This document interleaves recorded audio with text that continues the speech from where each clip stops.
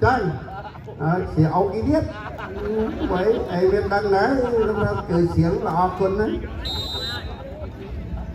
mà đây nhầm quyền chậm chẳng đi quay ra quay hiếp ơi quay hiếp 18 ôi dồi 18 mình ác khăn đây do một mũi ba này đây ba tầm mũi đi đây do một mũi chân mà một tú ơi hàng cầm pre cho bê như đây coi em sang ăn lấy score vậy con alo bà tiệp rồi chẳng một tú ơi hàng ngoài hiện trên giang một tú ơi hàng ngoài hiện trên giang vậy vậy alo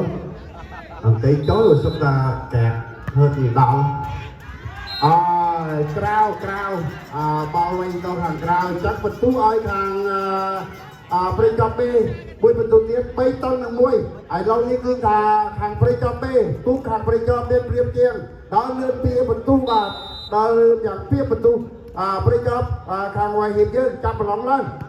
châu đó cái đó đây nào tay đập cùng quay bông cái đó tê quay bông trâu bao đâu đó ơi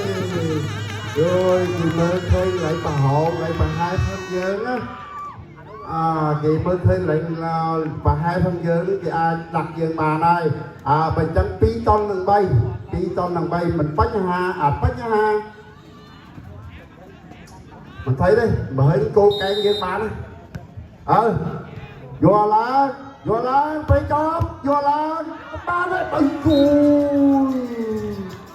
buồn cặp buồn ngà bong bẹt ao lên đọc hay pram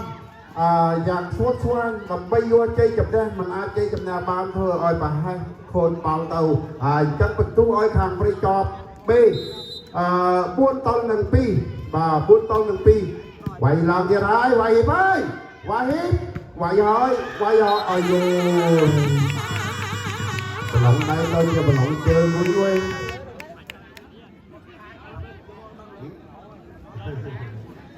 việc cho ngày cao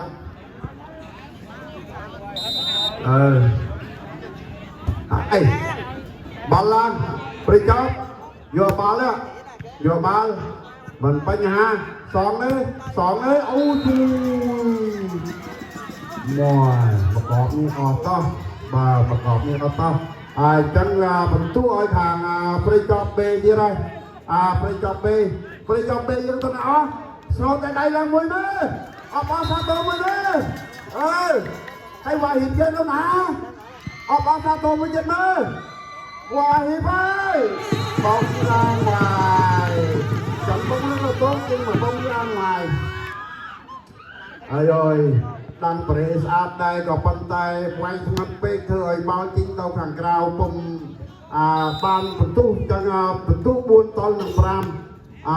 nằm ram pre chop phải bàn ơi phải cùng bàn nào con chân con ôi tơ kia họp tơ kia con ơi phần tu hay là sao cái này phần tu tâm kia pram sao bà thì bây giờ đang là song song với nhau chưa có ai hưng điểm ai vẫn vô được rồi phải chóp xử lý như thế nào quanh rồi ôi da chạy không kịp làm cho mắt bóng score sẽ lại score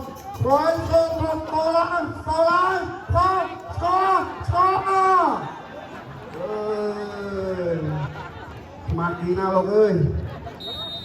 và free chop ơi score ra đây là free chop rồi đây là quay đây quay bông bà kia đây score thật kia đây đấy mình chọc quá gì đây quay thả lệnh bị chọc lệnh thả Việt Nam top thì bị Myanmar top chối giờ không vào rồi dạ cho tao vào rồi bơm máu bây giờ tao chối kia vào rồi bà ơi hoài hiện sao hoài hiện sao không tốt chân không tốt vậy tặng cho anh thêm 1 điểm nữa 6-7 mà chân thế khơi hàng bây giờ dương nó miền bình tu priệp chiên 10 phần tu ơi và hiệp kinh doanh mình phát bóng lên tới chót ôi da anh mang áo số 6 rất là hay rất là nhiệt tình rất là hợp lý vậy tặng anh thêm một điểm nữa là 8 giờ 6 đi cho phát bóng lên nào quỳ với sửa bóng lên và hiệp sửa bóng lên theo con bóng chân con bắt rồi score sẽ ngắt nữa rồi score sẽ ngắt nữa rồi biết ai gì biết đó biết và chẳng mình tú khơi thả ở thằng phải cho bê cái đây phải hít vẫn vậy đi hồi nãy giờ sao quay quay tránh là tàn ngoài hiệp dân không cầu nói tụng ta tranh phía mình tu đó bấm bất tao làm một buồn mình tu hay là lâu tâm ra đây mình tạm nên đặt ra đôi khoa hay tràn dạng nào thì phải chập bê ôi phải cho tôi nói xuống ra đây mới phải cho 3 mét và chẳng mình tu phải cho cái đây đắp tân lên một phân khơi thằng phải cho năng biên priệp chiên bay mình tu mà thằng phải cho qua hiệp sửa bóng lên nè bên tay trái phải 18 xử lý bóng không được qua cầu thủ của Prichope như vậy tặng cho Prichope là thêm một điểm nữa 11-7 và xin hồi ý và xin họp ý rồi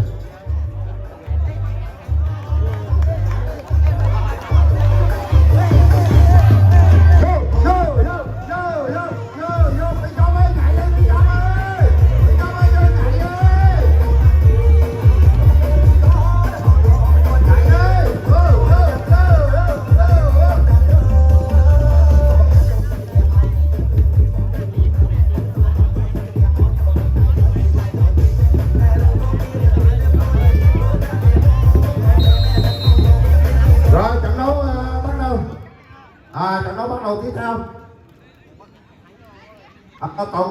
tổng tài bia nắng ấy chui mơ thấy cả rồi kinh sang thấy bị bộ thà giờ quay vừa lịch quay lịch bia giờ có mọi mặt cây này chân phần túc hay thà càng phải cho bên chiên hai càng quay hiệp vô lan thế bạn ơi đâu lại quay tiếp thế quay mà score đi lại chắc bấm bay tao nâng đập môi và bấm bay tên lập môi score quay ra chết dừng quay tao thứ hai rồi thầm lên bị chóp cùng bàn đi đâu thằng nào quay tiếp thế đâu quay tiếp bây giờ bay hoàn hiến 18 ôi score snap hay na lên dân chui kia dân dân chui thằng bị con hãy quay score anh đây play nhà mà ai bị con quay bàn lên quay với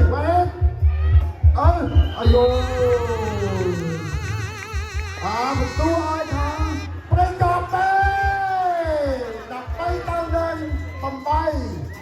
đập bay tao lên tầm bay cô ơi luôn ơi mau quay ngọt nếu mấy thằng này ngọt đợi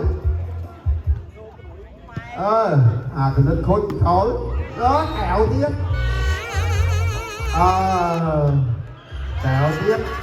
các phần tu khơi oi thằng phải cho tiếp ơi phần tu khơi oi thằng phải cho tiếp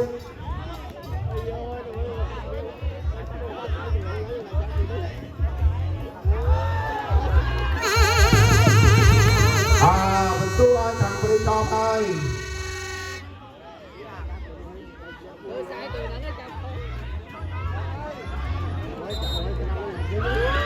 ngoài hiểm buồn như thế đây buồn chẳng đập bay tên lên phòng buôn và đập bay cho lùng buồn mình ơi thăm lắm mình xử lý lòng lên đâu lòng đâu quay hơi xua sang tiếp ơi chẳng lại dừng mình dừng mình dừng mình nè này quay lên vô dạ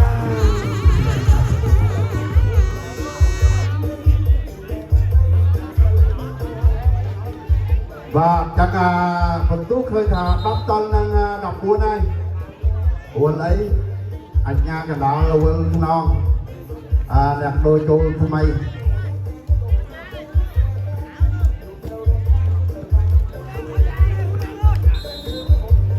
và chẳng đàn vậy quay vào nói mày cho với mày tao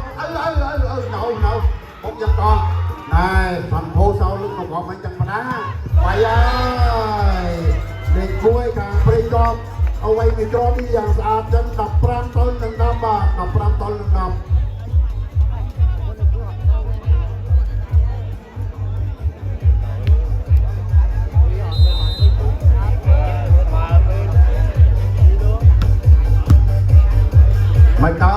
mày tao quay bàn đi còn muối tao hàng cào chắc mình tu ơi thằng tây cho tia đây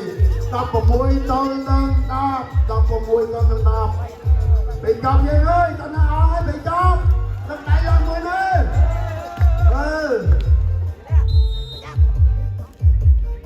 bạn ơi quay chôn bông bàn lại mình tu ơi thằng tây cho tia đây và hiện giờ nói tao nói và hiện ra đây mới đâu là gì đâu play băng lắm play đi play không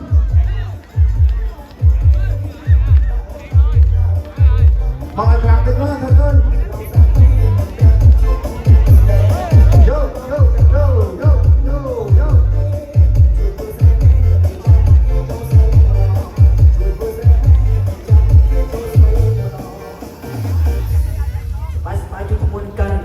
trên sông Mò Bùa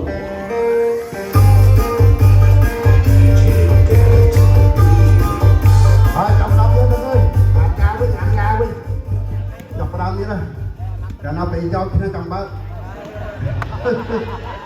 cho thằng nó tìm Mexico thằng đi mấy băng nhạc đi cho đi thằng đâu lên Hòa Hiệp ơi lấy lên nào Hòa Hiệp Kiên Giang Hòa Hiệp như thế nào bóng ra ngoài nữa rồi như vậy tặng cho bên PKP thêm một điểm nữa là 18:10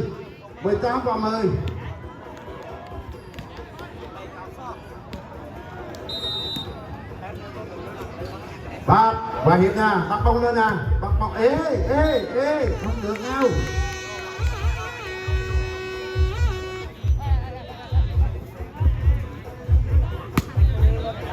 như vậy bóng được bên Hòa Hiệp Kiên Giang phát bóng lên nè đi chót nhận bóng của Hòa Hiệp nè mình xử lý như thế nào nhận bóng lên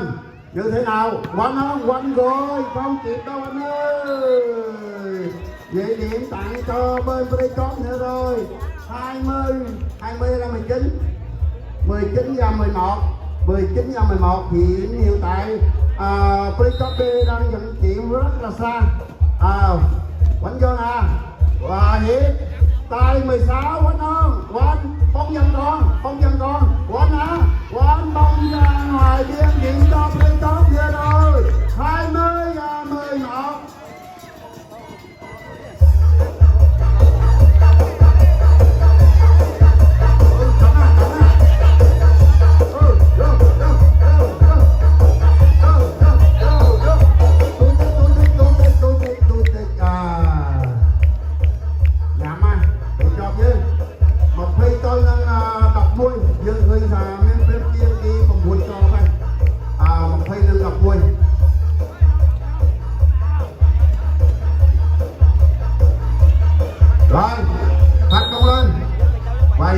chuẩn bị nhận bóng bên Precom lên nè quay đâu quay không bóng ra ngoài kia tặng điểm cho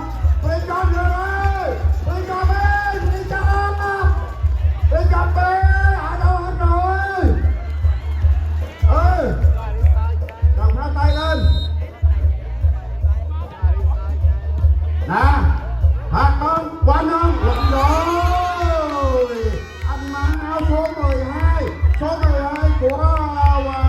Hòa Hiệp Kiên Giang đã tung nước tốt tặng cho anh một điểm nữa là 12 và 21.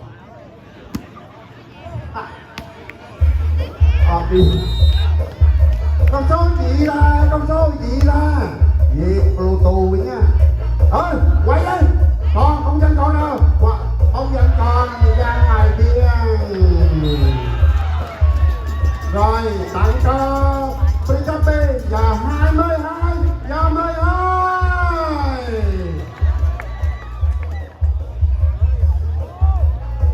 Cô đi hồi nãy tặng 2 triệu đó cô đi ơi, chắc ơi tiền vô nhà nữa rồi, ủng hộ Pricape đi, bông ra ngoài biên vậy tặng cho đội bên Hòa Hiệp một điểm nữa là 13 và 22.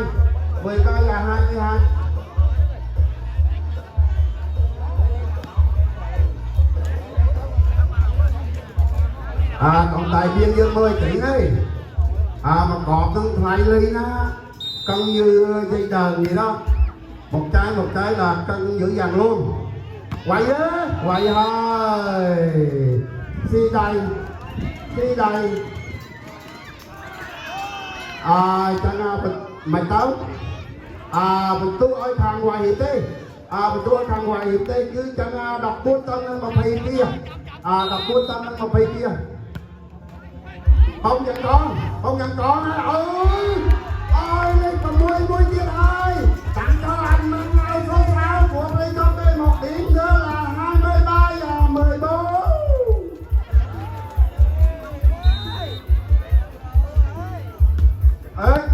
Bóng dân con nè 18 bóng trong biên vậy tặng cho anh mang áo số 18 thêm một điểm nữa là 15 và 23 phát bóng lên nè, Pricape nhận bóng của Hòa Hiệp Kiên Giang nè, nhận bóng xử lý như thế nào, bóng qua Pricape Hòa Hiệp bóng nhận còn Hòa Hiệp ơi Pricape ơi đi rồi 20 triệu Pricape thấy chức bạc rồi, xin chào mọi người ơi. Mình ơi thấy tiền rồi mình ơi, thấy 20 triệu chức bạc rồi. Điểm rất là xa, thấy rồi điểm nào thấy rồi, thấy chưa, giật được không, rồi Hòa Hiệp sửa bóng vô nè,